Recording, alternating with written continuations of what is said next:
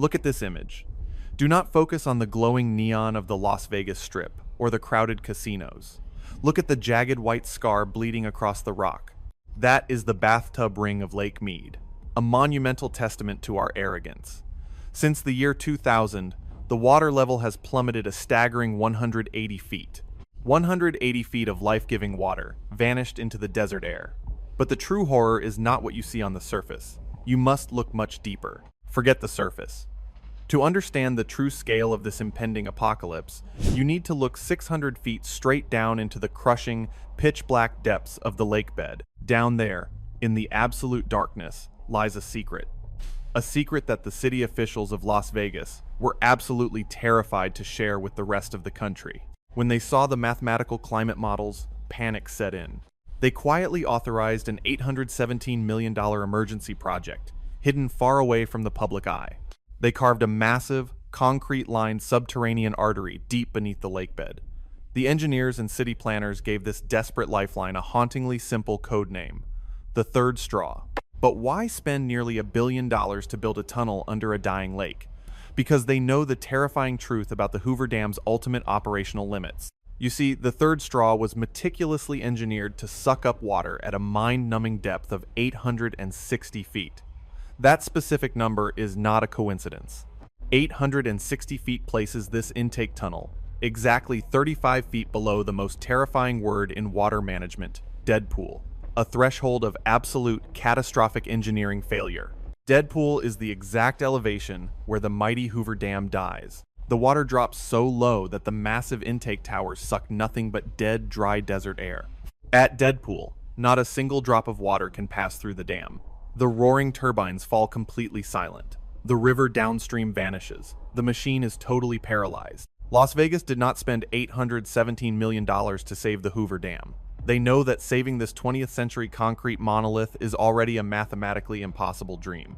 They built this massive, billion-dollar Doomsday tunnel for one chilling reason: to guarantee their own survival in a brutal, post-apocalyptic reality where the Hoover Dam is already dead. They are preparing to drink the very dregs of the lake. They are positioning themselves to suck the very last drops of moisture from a rapidly collapsing ecosystem. It is a brilliant, desperate feat of engineering, a monument to human survival instinct. But this mechanical lifeline, this final straw, came at a truly horrific human cost. A price paid not just in hundreds of millions of taxpayer dollars, but in human blood. A tragic sacrifice buried hundreds of feet below the sun-baked Nevada desert. Transport yourself back to the summer of 2012. The date is June 11th. We are 600 feet beneath the crushed bottom of Lake Mead. Down here, there is no sun. There is only the deafening roar of heavy machinery and the crushing, terrifying weight of millions of tons of water overhead. The construction crews are not just digging a tunnel. They are operating in a high-pressure nightmare environment, essentially working inside an underground concrete submarine. Every inch forward is a battle against immense hydrostatic pressure. The lake above is constantly trying to crush its way in and reclaim the void. Among the brave men working in this subterranean abyss is Thomas Albert Turner. He is 44 years old, doing a job most would never dare. But geology is a cruel and unpredictable enemy. Unbeknownst to the engineering team, they are drilling directly into a treacherous, highly unstable subterranean fault line. Without warning, the nightmare scenario becomes a reality. The rock face at the front of the tunnel suddenly gives way under the unimaginable pressure of the lake above. A violent, catastrophic blast of water, mud, and jagged debris explodes into the confined workspace. It is a deadly, high-velocity breach deep inside the earth. The sheer, brute force of the water they were desperately trying to capture is unleashed. Tragically, Thomas Albert Turner is caught in the lethal surge. He loses his life in the suffocating darkness, 600 feet below the desert. The lake claims its blood sacrifice for the city's desperate survival line. Following the fatal blowout, the engineering team faces a brutal reality. The shattered section of the tunnel is completely compromised, rapidly filling with highly pressurized water. They are forced to make a devastating financial and logistical decision. They must permanently abandon that entire section of the multi-million-dollar subterranean pipeline. Deep within the flooded cavern, they leave behind an immense, state-of-the-art tunnel boring machine, entombing the multi-million-dollar drill bit forever in a watery grave. The engineers have to back up, completely alter their trajectory, and painstakingly start drilling all over again in a new direction. The sunk cost is absolutely astronomical. Las Vegas's ultimate life support system, the lifeline for 2.2 million residents, was secured with human blood and $817 million. It is a profound monument to human desperation, a frantic billion-dollar scramble to wring out and drain the very last drops of nature's vanishing reserves. But here is the truly terrifying part of this subterranean tragedy. They successfully built the Doomsday straw, and it is fully operational right now. Yet, even with this emergency lifeline forcefully jammed into the deepest part of the lake, the massive machine resting on the surface is beginning to choke. We must return to the surface. Look at the colossal concrete wall of the Hoover Dam. Behind it, Lake Mead is hovering desperately at roughly 34% of its capacity.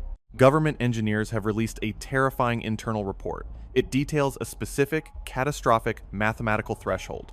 If the water level drops to the exact elevation of 1,035 feet, an unprecedented industrial emergency will be triggered. 12 out of the 17 massive hydroelectric turbines hidden deep inside the Hoover Dam must be forcefully and immediately shut down. Why?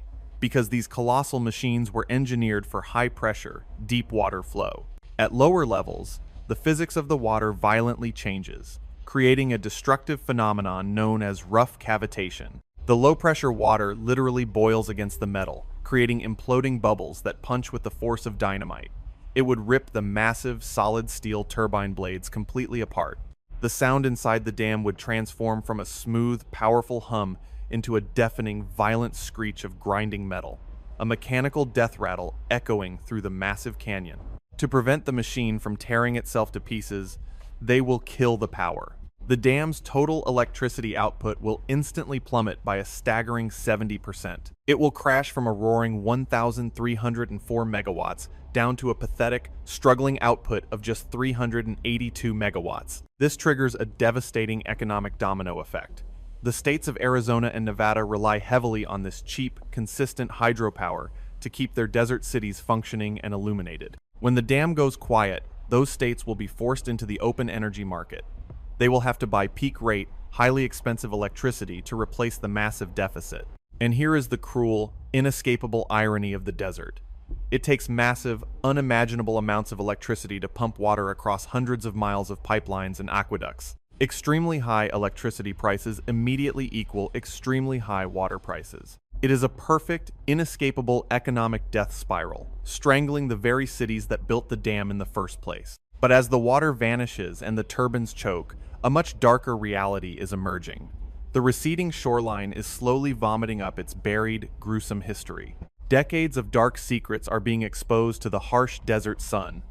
The skeletons of sunken World War II landing craft are emerging from the drying mud like ghosts. Even more chilling, the receding waters have revealed horrifying, rusted steel barrels.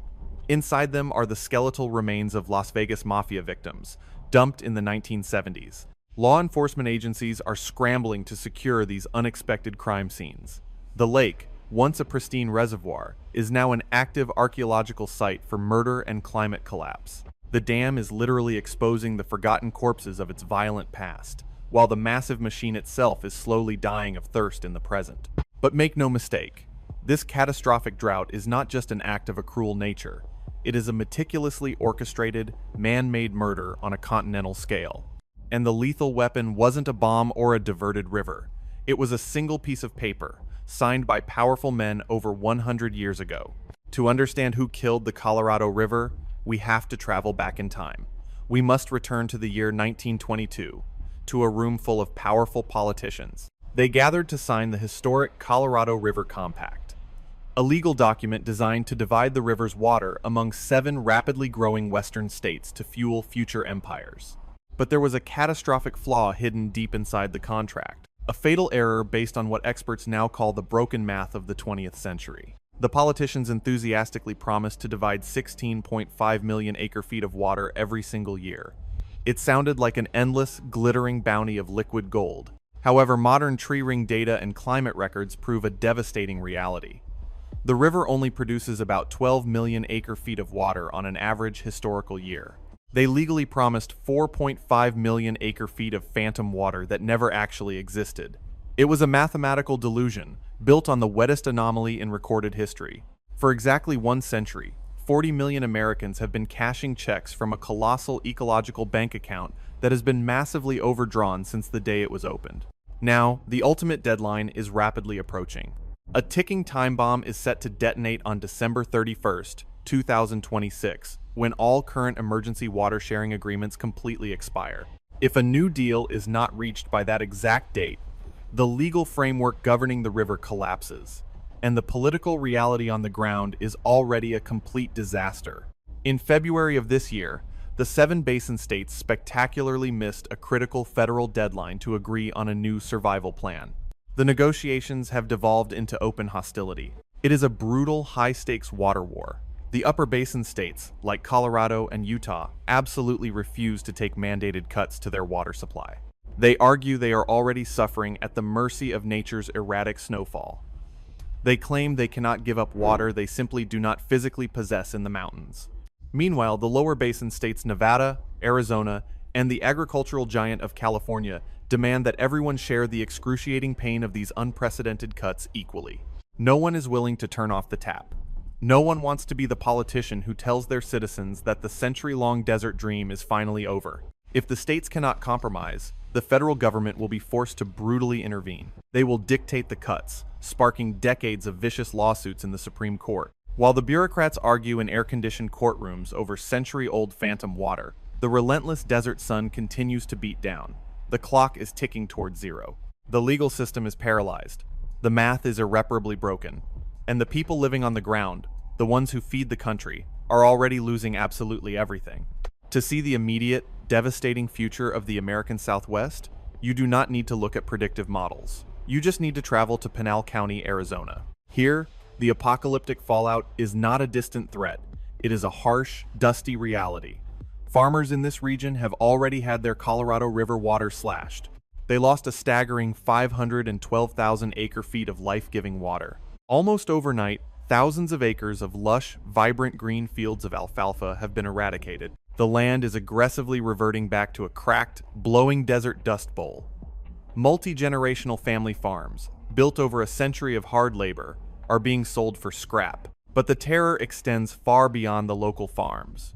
To understand the true ecological point of no return, we must look at the river's actual source. High up in the Rocky Mountains, the vital snowpack is trending dangerously low.